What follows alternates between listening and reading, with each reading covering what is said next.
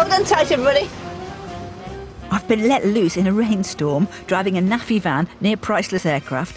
I've come to talk to some men and women who, unlike myself, thank you Morrissey, do remember the war. Jeremy Clarkson, need your heart. Okay, yay. Tea was so important to morale in the war that stocks were dispersed around the country to protect them from attack, and hot tea was doled out from vans like this one. This is one of only 5 surviving naffy vans, and they went everywhere, and they were even at Dunkirk.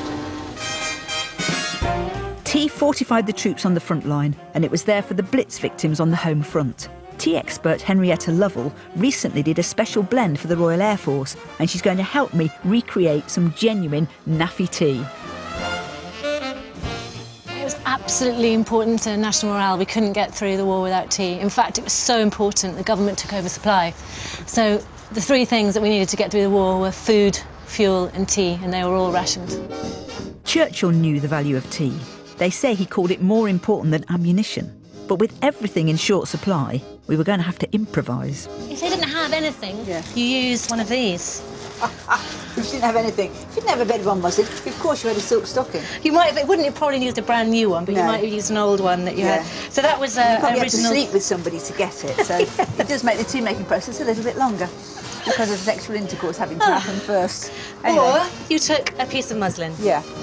And you take some naffy tea, So would this have is been naffy like tea, this. so that's a smaller. More industrial grade. And then we make a tea bag, which we're going to pop in. And you want to make as much room as possible so that the tea can unfurl a little bit. You don't want to do it tightly like that. No. So I need your help with some string. Yeah, I'm here. That's my finger. Oh, sorry. So it's the first time we had tea urns, and did we have tea urns in the First World War? Yeah, absolutely. We're British, we can't get through life without tea. It wasn't just the naffy, of course. The WVS, the Red Cross, even Gracie Fields chipped in to keep Britain topped up with tannin. I'm swooshing it about a bit. Oh my God, look at all the lovely dark colours coming off straight away. Looks like tea. Smells like tea. Strong Yeah, enough. oh my Lord, that's practically purple. When I made this for some pilots, they were using their big pens still. Of course they were. This looks Oh, like and you know the cocoa. RAF man often had a moustache. They said sometimes they didn't have time to make the tea in the urn, they just made it in the cup, and there was leaf everywhere and they couldn't strain it, and so they used their moustache to strain the tea. Or their teeth. How on earth did we win the war?